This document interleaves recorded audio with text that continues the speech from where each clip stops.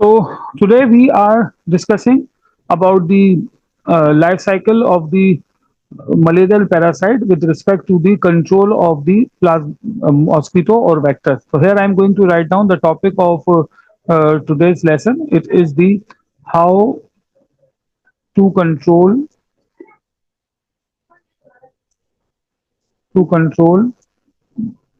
malarial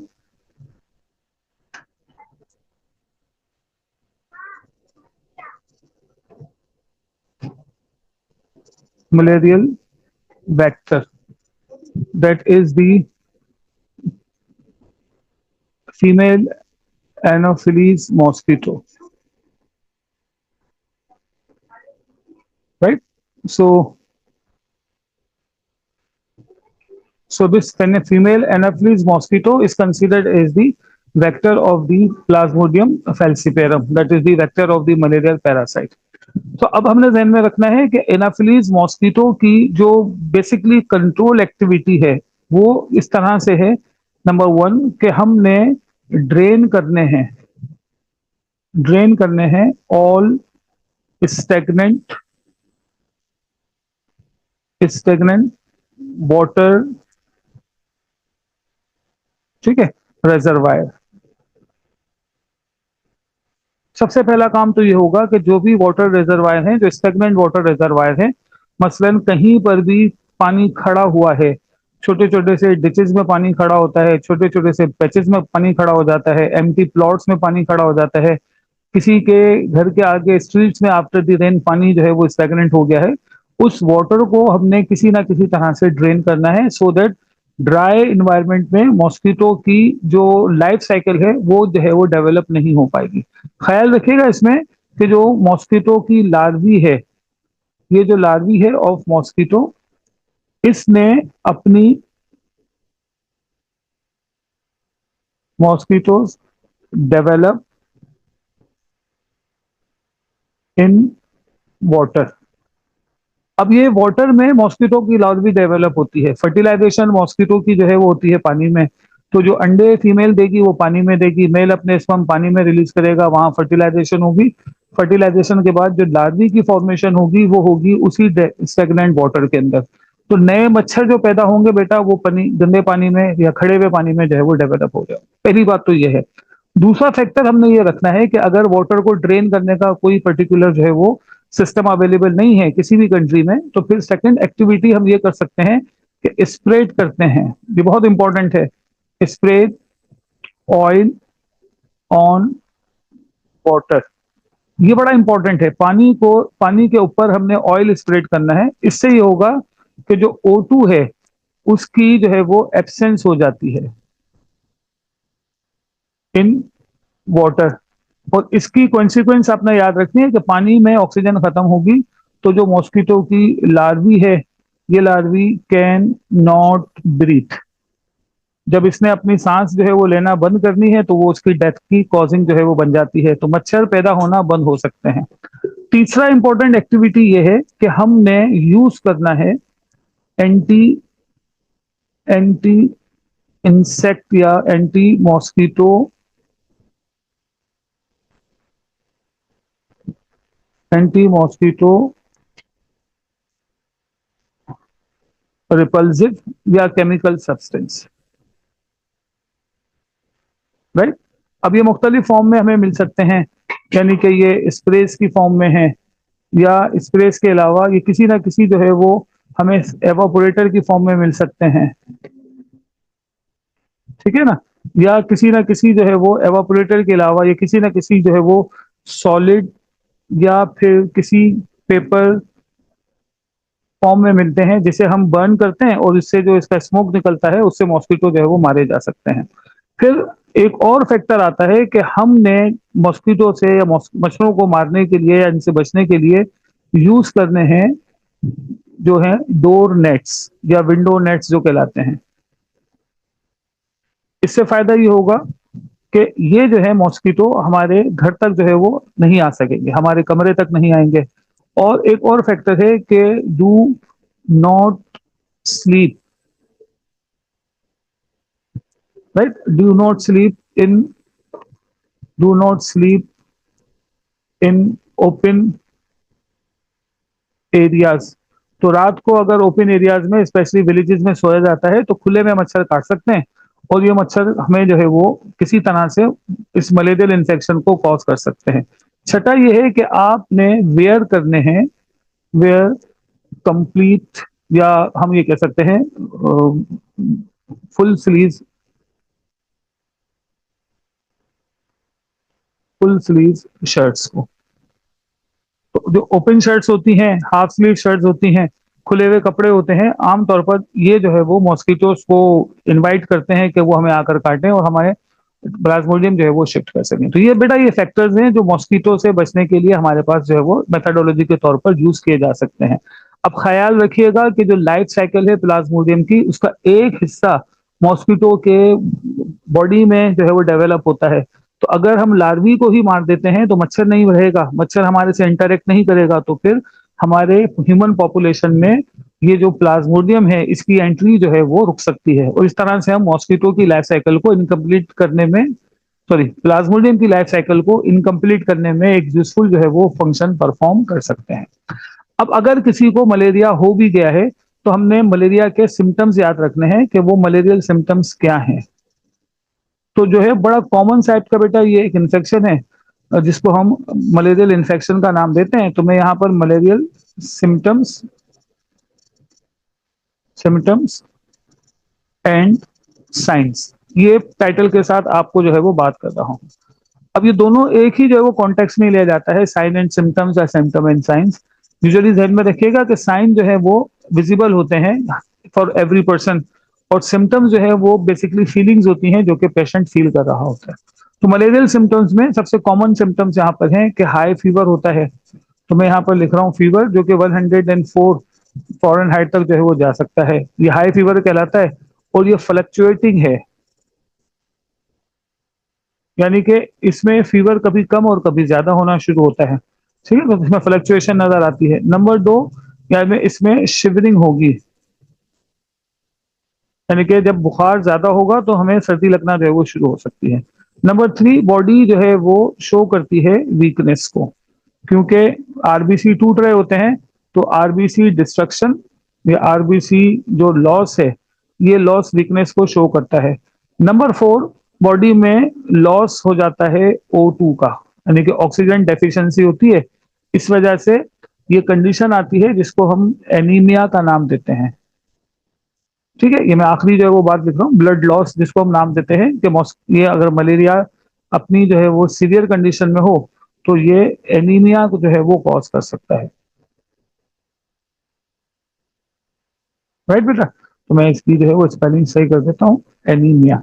तो ये anaemia जो है वो कॉज हो सकता है। इसके अलावा हार्ट बीट का फास्ट होना, टंग का जो है वो इसमें जो है वो बिटर होना, ये जो है वो बड़े कॉमन से फैक्टर्स हैं जो कि मलेरिया के साथ एसोसिएट जो है वो हो सकते हैं। मलेरिया अगर किसी भी इंसान को होता है तो इसके लिए जो क्योर किया जाता है, इसका बेसिक क्योर जो है वो है एंटी मलेरियल ड्रग, यानी कि हम किसी भी मलेरिया के खिलाफ एंटी मलेरियल ड्रग्स को यूज कर सकते हैं।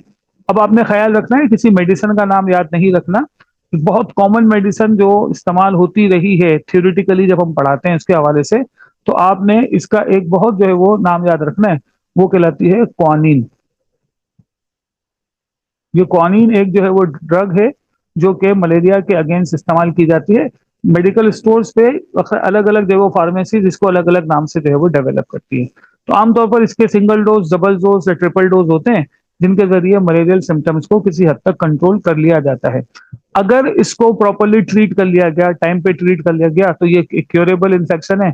अदरवाइज इससे हजारों लोगों की साल में जो है वो डेथ हो जाती है। अगर अवेयरनेस हो, लोग इसको नॉर्मल बुखार की तरह ट्रीट करते हैं, और बहुत ज्यादा देर तक, बहुत ज्यादा टाइम तक अगर मलेरिया रहे तो खून की कमी की वजह से इंसान की डेथ भी जो है वो कॉज हो सकती है। तो ये आपने बेटा मलेरिया के हवाले से एक फैक्टर जो है वो जहन में रख लेना है। दूसरा जो इन्फेक्शन हमारे यहाँ पर यानी कि सिलेबस में शो किया गया है, वो मैं आपको एक छोटे से टाइम पीरियड के लिए दिखा देता हूँ ताकि हमें जो है वो याद रहे कि कौन सा इन्फेक्शन यहाँ पर मौजूद है। ये मैंने जो है वो malarial pathogen as an example of parasite and explain how is transmitted. तो एक मॉस्किटो काटती है, इन्फेक्टेड मॉस्किटो फीमेल किसी भी इन्फेक्टेड पर्सन को, फिर वो किसी दूसरे पर्सन को काटती है, तो इस तरह से इसकी ट्रांसमिशन पॉसिबल हो सकती है। ठीक है, इसका आपने जो है वो बड़ा ख्याल रखना है। इसके बाद कंट्रोल है मॉस्किटो का, अभी मैंने आपके सामने बताया कि reference to its life cycle के हवाले से कि मॉस्किटो की जो अपनी लाइफ है उसमें उसका जो इनिशियल स्टेज है, यानी कि अर्ली स्टेज है, वो पानी में गुजरता है। उसकी लार्वल स्टेज, अगर लार्वल स्टेज में पानी के अंदर ऑयल छोड़ दिया जाता है, पानी को सुखा दिया जाता है, तो मलेरियल इन्फेक्शन को कंट्रोल किया जा सकता है। 8 पॉइंट में पढ़ाने जा रहा हूं अभी आपको। Human immunodeficiency virus is a viral pathogen, और डिस्क्राइब करना है how HIV is being transmitted. ठीक है, और तीसरा इसके बाद है अंडरस्टैंड दैट HIV इन्फेक्शन में lead to acquired immune deficiency syndrome, यानी कि एच सॉरी AIDS। इस पे हम 3 पे जो है वो हम बात कर लेते हैं। यहां पर सबसे पहले तो हम बात करते हैं कि हाउ HIV इज ट्रांसमिटेड, इसको लेकर मैं चल रहा हूं। राइट है, ठीक है बेटा। तो यहां पर मैं सबसे पहले आपके साथ ये शेयर करता हूं कि how HIV is transmitted, how HIV is transmitted. तो सबसे पहले आपने बात ध्यान में रखनी है कि ये जो HIV है, इस HIV को नाम देते हैं human immuno deficiency virus. Human immuno immuno deficiency virus, यानी कि एक ऐसा वायरस है जो इंसानों में उसकी इम्यून डेफिशिएंसी को जो है वो रिड्यूस करता है। तो ये इम्यून डेफिशिएंसी वायरस है, यानी कि इंसानों की डिफेंस मैकेनिज्म को कमजोर करने वाला ये वायरस है।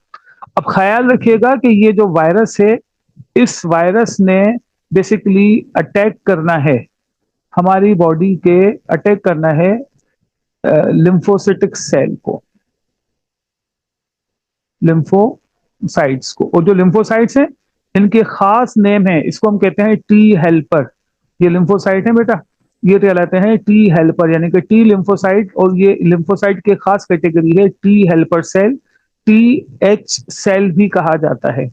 ये जो टी हेल्पर सेल या TH सेल हैं, ये बेसिकली वो सेल्स होते हैं जो हमें, यानी कि हमारे इम्यून सिस्टम को एक काम दे करने में मदद देते हैं कि जब कभी कोई भी पैथोजन बॉडी में इंट्रोड्यूस होगा, कोई भी फॉरेन पार्टिकल हमारी बॉडी में आएगा, टी हेल्पर सेल उसकी एंट्री को रिकॉग्नाइज करेंगे और हमारा इम्यून रिस्पॉन्स जनरेट करने में मदद करते हैं। अब क्योंकि ये बॉडी के वो सेल हैं जो इम्यून सिस्टम को एक्टिवेट करते हैं, और HIV इन्हीं को खत्म कर रहा होता है, तो इनकी कमी हमारी बॉडी में जो इम्यून डेफिशिएंसी है, यानी कि हमारी बॉडी में डिफेंस डेफिशिएंसी है, उसको डेवलप करने का सबब बन रही होती है। अब इसकी ट्रांसमिशन आपने जो है वो देखनी है किस तरह से जो है वो ट्रांसमिशन होती है। तो एक बात जो आपने याद रखनी है कि ये, यानी कि HIV जो है हमारा, ये एक सेक्सुअली ट्रांसमिटेड डिजीज है, सेक्सुअल ट्रांसमिटेड डिजीज। ठीक है, इसका आपने ख्याल रखना है। तो one of the sexual transmitted disease है, तो इसको हम STD एब्रीवेट कर देते हैं, सेक्सुअल ट्रांसमिटेड डिजीज से। अब ये जो STD है, ये STD या सेक्सुअल ट्रांसमिटेड डिजीज, इसकी जो बुनियादी ट्रांसमिशन मेथड है, वो नाम ही बता रहा है कि ये किसी भी इन्फेक्टेड, ठीक है, किसी भी इन्फेक्टेड मेल से शिफ्ट हो सकती है फीमेल तक, या किसी फीमेल से ये शिफ्ट हो सकती है या ट्रांसमिट हो सकती है मेल तक। किस कंडीशन में? जब इनके दरमियान किसी भी किस्म का कोई ना कोई सेक्सुअल रिलेशन हो। तो अगर एक मेल और फीमेल के दरमियान किसी ना किसी किस्म की जो है वो सेक्सुअल रिलेशनशिप, फिजिकल रिलेशनशिप है, तो अगर इन्फेक्टेड मेल होगा तो वो फीमेल को शिफ्ट करेगा इन्फेक्शन, इन्फेक्टेड फीमेल होगी तो ये मेल को शिफ्ट कर देगी इन्फेक्शन। यही वजह है कि बहुत सारी कंट्रीज जहां पर सेक्स फ्री कंट्रीज कहलाती हैं, और जहां पर प्रोटेक्शन यूज नहीं होती है, या गवर्नमेंट बहुत ज्यादा एक्टिवेट नहीं होती इंडियन जैसे जो है वो मुल्कों में, वहां पर एड्स की ट्रांसमिशन आमतौर पर इसी तरह से जो है वो हो जाती है, मेल से फीमेल और फीमेल से मेल में हो सकती है। अब सपोज करते हैं कोई फीमेल जो है वो प्रेग्नेंट है और उसे HIV हो चुका है, तो वो उसके इन्फेंट तक, यानी कि उसके जो है वो फीटस तक भी जो है वो ट्रांसमिट हो सकती है। तो एक बच्चे को ये इन्फेक्शन बाय बर्थ भी हो सकता है अगर मदर जो है वो during the gestation period infected हो जाती है। ये आपने बेटा एक पहला तो एक मेथड आपने इसका ध्यान में रख लेना है। दूसरा मेथड ये है कि एचआईवी की ट्रांसमिशन है थ्रू, यानी कि it can be transmitted through, और ये बड़ा कॉमन है, सेक्सुअल ट्रांसमिशन से ज्यादा कॉमन है, वो होता है common common surgical surgical tools. ठीक है, और इसमें सबसे ज्यादा कॉमन सिरिंज है। अब ये आपने ख्याल रखना है, ये वाला जो फैक्टर है ना, सेकंड फैक्टर, ये है थर्ड डेवलप कंट्रीज का, जहां पर एक ही सिरिंज को अनअवेयरनेस की वजह से, अनएजुकेशन की वजह से, लैक ऑफ नॉलेज की वजह से एक ही सिरिंज मल्टीपल पर्सन यूज करते हैं। खास तौर पर जो ड्रग एडिक्ट हैं पाकिस्तान में, इंडिया में, बांग्लादेश में, श्रीलंका में, कहीं पर भी वो एक सिरिंज के जरिए एक दूसरे को जो है वो इंजेक्शन लगाते रहते हैं ड्रग्स के, जो कि एचआईवी की ट्रांसमिशन का सबब बन सकता है। इसके अलावा बेटा कॉमन रेजर्स हैं जिसकी वजह से ट्रांसमिशन हो सकती है, ब्लेड्स की वजह से ट्रांसमिशन हो सकती है, जो डेंटिस्ट होते हैं उनके पास जो टूल होते हैं उनकी वजह से जो है वो ट्रांसमिशन एक इन्फेक्टेड पर्सन से अनइन्फेक्टेड पर्सन तक ये जो है वो कम्युनिकेट की जा सकती है। तीसरा फैक्टर है इसका, जो कि है blood transfusion. Blood transfusion, suppose कोई एक इन्फेक्टेड पर्सन है, उसको पता नहीं है मैं इन्फेक्टेड हूं, और ब्लड की स्क्रीनिंग नहीं हुई, ब्लड टेस्ट हो गया, मैचिंग हो गई, लेकिन स्क्रीनिंग नहीं की कि इसमें किसी किस्म का कोई इन्फेक्शन नहीं है, और एक हेल्थी पर्सन को ब्लड डोनेट हो गया, तो ये एचआईवी की ट्रांसमिशन का सबब बन सकता है। और कोई भी बॉडी फ्लूइड हो, यानी कि ये जो बॉडी फ्लूइड की मैं बात कर रहा हूं, ये बॉडी फ्लूइड जो है वो एक्सेप्ट, यहां पर मैं लिख रहा हूं, इसमें एक्सेप्शन है, एक्सेप्ट सलाइवा। ठीक है, और इसी तरह से स्वेट है, या हमारे पास जो है वो तीसरा फैक्टर है, इसमें जो है वो टीयर है। तो आंसुओं से ट्रांसमिट नहीं होती, पसीनों से ट्रांसमिट नहीं होती, और सलाइवा से ट्रांसमिट नहीं होती। तो इसका मतलब ये हुआ बेटा कि एक कॉमन ग्लास के जरिए ये जो है वो ट्रांसमिट नहीं होगी। तो अगर किसी को एचआईवी है और वो उसे भी नहीं पता, और वो एक कॉमन ग्लास यूज कर रहा होता है कहीं पर भी किसी भी पब्लिक प्लेस में, तो उसके ग्लास यूज करने से जो उसके माउथ के सलाइवा का कुछ पार्टिकल, कुछ पोर्शन उसके ग्लास में लगेगा, और पीछे से कोई और इस्तेमाल करता है, तो ये ट्रांसमिट फिर नहीं होगी, याद रखिएगा। ब्लड ट्रांसमिशन, ब्लड फ्लूइड से ट्रांसमिट हो सकती है, रिप्रोडक्टिव फ्लूइड है उनके जरिए ट्रांसमिट हो सकती है, यानी कि सीमेन के जरिए फीमेल तक जा सकती है, फीमेल की बॉडी जो है वो रिप्रोडक्टिव फ्लूइड से वो मेल तक आ सकती है। इसी तरह से अगर हम प्लाज्मा ट्रांसमिट करते हैं तो प्लाज्मा के जरिए आ सकती है, आरबीसी डोनेट हो रहे हैं तो आरबीसी से जो है वो ट्रांसमिट हो सकती है। तो ये जो है वो इसके फैक्टर्स हैं जो ट्रांसमिशन ऑफ एचआईवी का सबब जो है वो बन रहे होते हैं। एचआईवी को हम जब टर्मिनोलॉजी यूज करते हैं एचआईवी की, तो हम इसे नाम देते हैं कि ये एचआईवी यानी कि human immuno deficiency virus causes AIDS in human body. तो ये जो एड्स है, इसको हम कहते हैं कि it is an abbreviation of acquired immune deficiency, deficiency sorry deficiency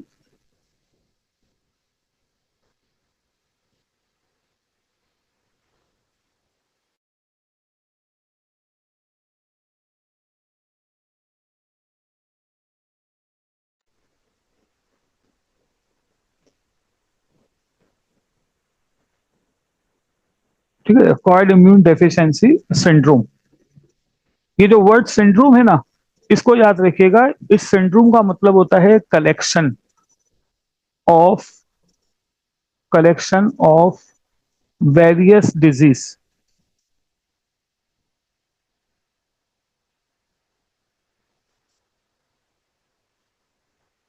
due to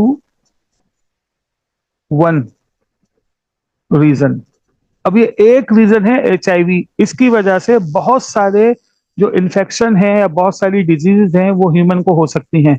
इसीलिए इसको हम कहते हैं कि ये अक्वायर्ड इम्यून डेफिशिएंसी सिंड्रोम है। ऊपर मैंने जैसे बताया था स्टार्ट में, इसने यानी कि एचआईवी ने इंसानों के जो टी हेल्पर सेल्स हैं उन्हें वीक करना है, उन्हें खत्म करना है। इन टी हेल्पर सेल्स की वीकनेस से, उनके खत्म होने से, उनकी डेफिशिएंसी से बॉडी अडेप्ट करती है या क्वाइट करती है अपने वीक इम्यून रिस्पॉन्स को। रिजल्ट ये निकलता है कि इस एचआईवी की वजह से जो एड्स हो रहा है, इसकी वजह से फिर क्या होगा कि मैनी मैनी अपॉर्चुनिस्ट इन्फेक्शन, ठीक है जी, मैनी अपॉर्चुनिस्ट इन्फेक्शन में डेवलप एंड कॉज डेथ। इस पॉइंट को बेटा समझ लीजिएगा ना, बहुत ज्यादा डिटेल में एग्जामिनर पूछता नहीं है इसके हवाले से, लेकिन समझ लीजिएगा इसको बेटा। अब अगर किसी को एचआईवी की इन्फेक्शन की, सॉरी, एचआईवी की वजह से एड्स हो गई है, तो उसका बॉडी अपने डिफेंस मैकेनिज्म को वीक कर लेता है। बॉडी का जब डिफेंस वीक हो जाता है, तो बड़े कॉमन से इन्फेक्शन है जो कि ट्यूबरक्लोसिस है, जो टीबी जिसको हम कहते हैं, बड़ी आसानी से ये रिकवर हो जाती है मेडिसिन के जरिए। लेकिन अगर किसी को एड्स है और उसे टीबी हो रही है, तो टीबी उसकी जो है वो डेथ की कॉज जो है वो बन सकती है। इसी तरह से बहुत मामूली मामूली से जो बैक्टीरियल इन्फेक्शन है, जो कि आम हालात में 3 दिन 4 दिन के मेडिसिन से खत्म हो सकते हैं, एंटीबायोटिक मेडिसिन से, वो भी जो है वो इंसान की डेथ को कॉज जो है वो कर सकते हैं। ठीक है बेटा, एड्स से क्योर कैसे होगा? तो क्योर जब हम बात करते हैं एड्स के क्योर के हवाले से ना, तो क्योर के हवाले से हम यहां लिखेंगे कि no specific antibiotic is available.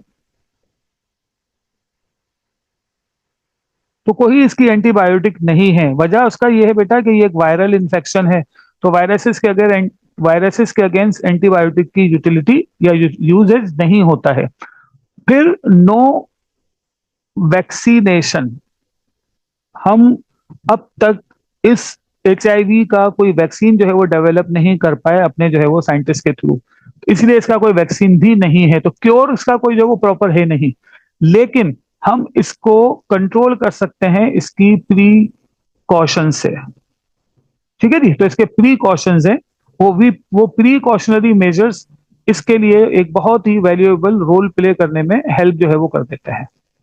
ठीक है जी, मैं यहां पर इसके क्योर के बाद प्रीकॉशंस यहां पर लिख रहा हूं।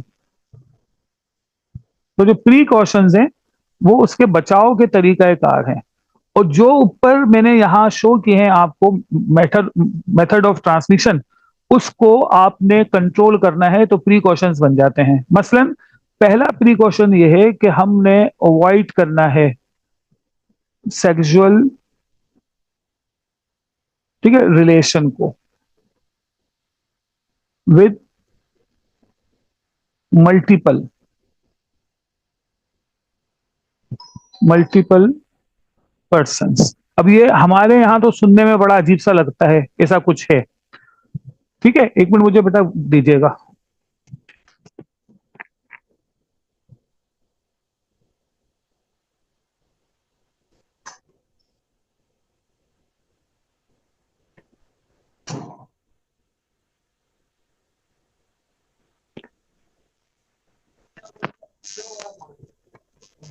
ठीक है बेटा, तो हमने अवॉइड करना है सेक्सुअल रिलेशन को विद दी मल्टीपल पर्सन के साथ।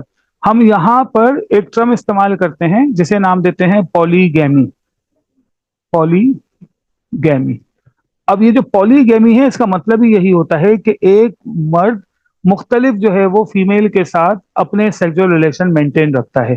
तो ये इस्लामिक कंट्रीज में खुलेआम तो होता नहीं है, वैसे कहीं होता हो तो मुझे कोई इसका जो है वो इनफैक्ट इल्म नहीं है, लेकिन रिलेशनशिप के आजकल जो बड़े ताल्लुकात चल रहे हैं, मामला चल रहे हैं कि जी हम रिलेशनशिप में रहते हैं, और यूरोपियन कंट्री में रिलेशनशिप में रहा जाता है, और उस रिलेशनशिप में मेल फीमेल अपने जो है वो सेक्सुअल रिलेशन भी डेवलप करते हैं। तो उसमें अगर कोई भी फीमेल या मेल इन्फेक्टेड होगा, तो वो दूसरे को, अपने पार्टनर को इन्फेक्शन जो है वो कॉज करवा सकता है। नंबर 1।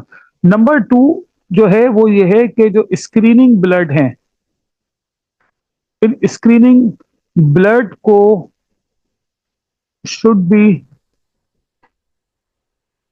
Be used. तो जब कभी कोई भी ब्लड ट्रांसफ्यूजन हो, तो स्क्रीनिंग ब्लड का इस्तेमाल किया जाए, यानी कि उस पर प्रॉपर हर किस्म के इन्फेक्टेड टेस्ट हुए हुए हों, ताकि उस ब्लड को सेफ तरीके से इस्तेमाल किया जा सके। नंबर 3 है कि डिस्पोजेबल, ठीक है जी, disposable, disposable surgical, surgical tools must be use. सही है बेटा, यानी कि अगर हम सिरिंज इस्तेमाल कर रहे हैं तो वो डिस्पोजेबल सिरिंज यूज करें, अगर कोई ब्लेड या रेजर इस्तेमाल हो रहा है तो वो रेजर या ब्लेड भी डिस्पोजेबल ब्लेड या रेजर इस्तेमाल हो, और हर आदमी अपना जो है वो डिस्पोजेबल रेजर या ब्लेड यूज करे। मसलन शेविंग के लिए घर में अगर शेविंग होती है तो फिर वो आप अपना जो है वो पर्सनल रेजर यूज करें, एक रेजर दो चार लोग घर के यूटिलाइज ना करें। सुनने में भी यहाँ तो अजीब लगता है, लेकिन गांव में इस तरह के जो है वो एक्टिविटीज होती हैं, लोग जो है वो बार्बर शॉप पे जाते हैं और वहां पर कम पैसों के चक्कर में एक ब्लेड से वो दो दो तीन तीन लोगों के जो है वो शेव बना देते हैं। तो इस तरह की कोई भी एक्टिविटी है उसे अवॉइड जो है वो किया जा सके। फिर सर्जिकल टूल्स में डेंटिस्ट के टूल आ जाते हैं, वो भी जो है वो आजकल बनते हैं वुड के, और एक दफा इस्तेमाल करने के बाद जो डेंटिस्ट होता है वो उसे डिस्पोज कर देता है ताकि इसके प्रिकॉशनरी मेजर्स जो है वो किए जा सके। अब अगर इसके अलावा कोई और फैक्टर अगर है तो वो ये है कि इस प्रिकॉशन में कई कंट्रीज इस तरह की हैं जो कि अगर उनमें किसी भी तरह के ये जो प्रोफेशंस होते हैं यूरोपियन कंट्री में प्रोस्टिट्यूट के, तो वहां पर उन प्रोस्टिट्यूट को प्रॉपरली लाइसेंस दिया जाता है और उन्हें जो है वो पीरियोडिकली जो है वो उनके स्क्रीनिंग की जाती है कि उनमें किसी किस्म का कोई इन्फेक्शन मौजूद ना हो। ये आपने जो है वो बेटा इसके हवाले से जहन में बात जो है वो रखनी है कि एचआईवी को हम किस तरह से अपने जो है वो लाइफ में कंट्रोल या इसको जो है वो देख सकते हैं। आगे में जो है वो आपके सामने एक और जो है वो स्लाइड शेयर करने जा रहा हूं, यानी कि इसमें हम एक चीज देखते हैं। मैंने आपके सामने ये बता दिया है एचआईवी की ट्रांसमिशन कैसे होती है, एचआईवी के इन्फेक्शन जो है वो किस तरह से डेफिशिएंसी सिंड्रोम की तरफ जाएगा, यानी कि एच टी हेल्पर सेल्स जो है वो कम होने की वजह से उसकी बॉडी इतनी ज्यादा जो है वो स्ट्रांग नहीं रहती कि वो इन्फेक्शन को कैरी कर सके, और इन्फेक्शन को सॉरी बेयर कर सके, और उसकी वजह से जो है वो छोटे छोटे से इन्फेक्शन डेथ की सबब जो है वो बन सकते हैं।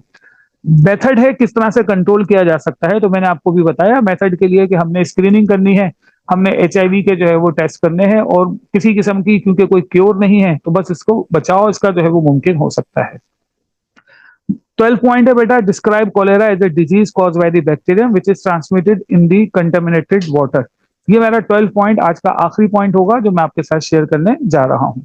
तो यहां पर मैं आपके सामने इस वक्त जो स्लाइड पर लिखने जा रहा हूं वो है हमारा कोलेरा। ठीक है, तो सबसे पहले तो मैं लिख देता हूं ये कोलेरा है क्या। तो जो कोलेरा है ये एक बैक्टीरियल बैक्टीरियल इन्फेक्शन है कॉज बाय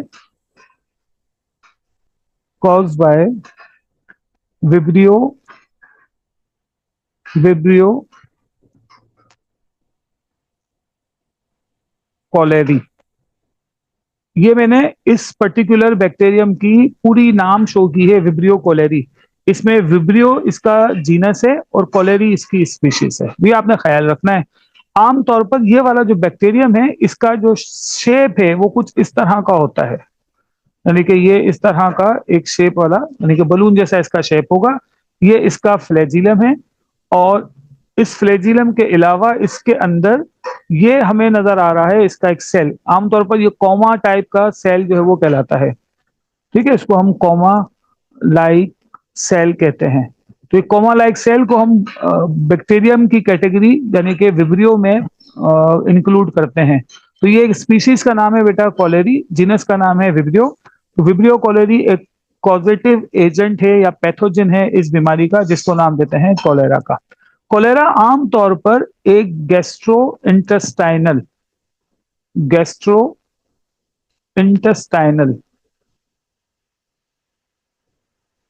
इन्फेक्शन है, यानी कि इस इन्फेक्शन के लिए जो हमारी बॉडी का पार्ट इन्फेक्टेड होगा वो हमारी स्मॉल इंटेस्टिन जो है वो होती है।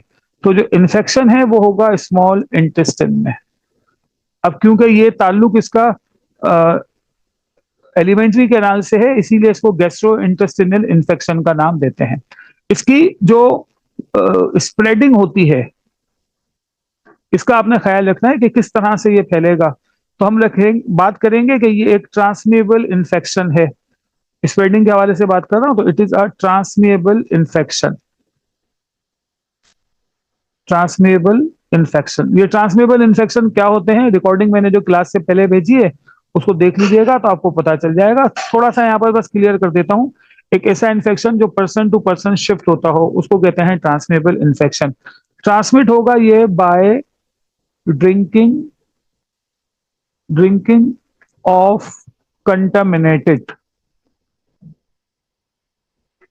कंटामिनेटेड अच्छा, इसकी स्पेल सही कर देता हूं। By drinking of contaminated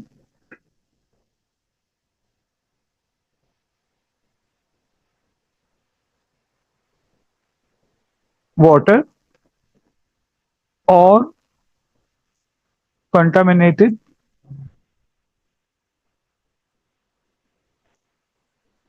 food eating. तो अगर हम कोई कंटामिनेटेड फूड ईट करते हैं या कंटामिनेटेड वाटर को पीते हैं तो उससे ये डिजीज जो है वो ट्रांसमिट हो सकती है। वंस ये डिजीज आती है तो फिर ये इंसानों से इंसानों तक जा सकती है। कैसे जाएगी, जरा इसको समझिएगा। एक जो इन्फेक्टेड पर्सन है, इस इन्फेक्टेड पर्सन से ये कैन ट्रांसमिट डायरेक्टली। अब ये कैसे डायरेक्टली होगी, इसको आप सिर्फ बातों से ही समझ लीजिएगा। मसलन एक छोटा बच्चा है, उसको कोलेरा हो गया है, इन्फेक्शन हो गया। अब वो इन्फेक्शन में उसको जो है वो डायरिया हो जाता है। डायरिया की वजह से वो जब फीसिस पास आउट करेगा तो ये फीसिस पास आउट करने के बाद वो अगर प्रॉपर अपने हाथों को वॉश नहीं करता तो उसके हाथों में ये कोलेरा का जो बैक्टीरियम है वो रहेगा। अब वो बच्चे ने किसी चीज को पकड़ा, किसी जो है वो बॉल को पकड़ा, किसी खाने वाली चीज को पकड़ा, किसी फ्रूट को पकड़ा, तो उस बच्चे के हाथ से उस फ्रूट पर ये बैक्टीरियम शिफ्ट हो जाते हैं। अब कोई हेल्दी बच्चा वो फ्रूट खाता है तो उस बच्चे तक ये जो है वो ट्रांसमिट हो सकते हैं। इसी तरह से डायरिया में क्योंकि वोमेटिंग भी होती है, तो वोमेटिंग के जरिए ये जो है वो इन्फेक्शन उस एरिया में, उस जगह पर, उस रूम में, उस कमरे में, उस घर में फैलेगा जहां पर इस बच्चे को डायरिया वाला फैक्टर जो है या कोलेरा वाला इन्फेक्शन जो है वो हुआ हुआ है। इसी तरह से ये कोलेरा का इन्फेक्शन जो है वो गंदे पानी की वजह से होता है। तो पानी जो घर में आता है, ड्रिंकिंग वाटर, वहां इस ड्रिंकिंग वाटर को अगर ट्रीट नहीं किया गया, यानी कि वाटर सप्लाई से जो वाटर आ रहा है उसमें सिवेज वाटर शामिल हो रहा है, तो कोलेरा इस गंदे पानी से इंसानों तक पहुंचेगा और फिर इंसान जो है वो इन्फेक्शन की सबब जो है वो बन सकते हैं। इसके अलावा जो है अगर बच्चे ने कहीं पर ये कोलेरा की वजह से जो डायरिया हुआ और उसने मोशन किए थे, उसमें मक्खियां बैठती हैं, वो मक्खियां फिर फूड पे आती हैं, घरों में आती हैं, तो फिर ये कोलेरा का बैक्टीरियम किसी वेक्टर के थ्रू भी आ सकता है। तो हम ये कह सकते हैं कि ये डायरेक्टली भी आ सकता है and it can be transmitted by a vector. और वेक्टर वो इंसेक्ट होते हैं जो आमतौर पर फ्लाइज होती हैं। ये फ्लाइज अपने बॉडी पार्ट्स के साथ इन बैक्टीरियम को या इन बैक्टीरिया को लेकर आती हैं, और जब ये मक्खियां फूड पे बैठती हैं तो इन मक्खियों के जिस्म से आने वाला जो कोलेरा है वो इंसानों तक जो है वो ट्रांसमिट हो सकता है। कोलेरा करेगा क्या, ये आपने जरा देखना है। इसने करना यह है कि ये it infect it infects small intestine. ये इन्फेक्ट करेगा स्मॉल इंटेस्टिन को। सो अगली फैक्टर क्या होगा कि जो स्मॉल इंटेस्टिन है ये बेसिकली लॉस करना शुरू करती हैं वाटर एंड आयंस को। ठीक है, अब जरा इसकी थोड़ी सी डिटेल है, 2 मिनट है, मैं समझा देता हूं। ये कोलेरा एक पर्टिकुलर टॉक्सिन पैदा करता है हमारी इंटेस्टिन में, इसका नाम है कोलेरोजिन। इस टॉक्सिन का नाम है कोलेरोजिन। ये कोलेरोजिन जब ये रिलीज करेगा ना स्मॉल इंटेस्टिन में, तो इसकी वजह से स्मॉल इंटेस्टिन के जो सेल्स हैं वो सोडियम आयन चैनल खोल देते हैं। इस कोलेरोजिन की वजह से सोडियम आयन चैनल जो होते हैं वो हो जाते हैं ओपन, सोडियम आयन चैनल। ठीक है, ये जो है वो हो जाते हैं ओपन। इन सोडियम आयंस चैनल के ओपन होने से जो पानी है वो सेल स्मॉल इंटेस्टाइन में रिलीज करना शुरू कर देता है। अब क्योंकि वाटर पोटेंशियल जो है वो लो हो जाता है स्मॉल इंटेस्टाइन में, तो स्मॉल इंटेस्टाइन के सेल स्मॉल इंटेस्टाइन के ल्यूमेन में वाटर छोड़ते हैं।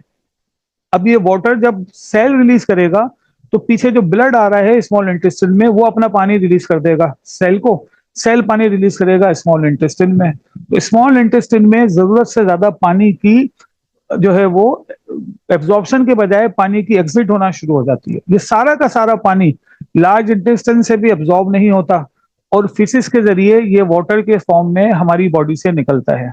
तो ये जो वाटरी फीसेस होते हैं, इस वाटरी फीसिस को कहा जाता है कि ये एरिया वाली कंडीशन है। ठीक है, तो मैं यहां लिख देता हूं कि ये एक वाटरी फीसिस को डेवलप कर रहे हैं। तो ये आखिरी बात आपने ध्यान में रखनी है कि ये वाटरी फीसिस है। इसको हम कहते हैं कि ये डायरिया या लूज मोशन है, जो कि कोलेरा की एक बहुत बड़ी जो है वो सिम्टम्स के तौर पर हमें नजर आता है। ठीक है बेटा, इसको यहीं तक रखते हैं, इसको आराम से रिकॉर्ड में कर दिया है, आप इसको देखिएगा। कोई क्वेश्चन पूछना हो तो व्हाट्सएप पे पूछ लीजिएगा मुझसे। ठीक है, अल्लाह हाफिज।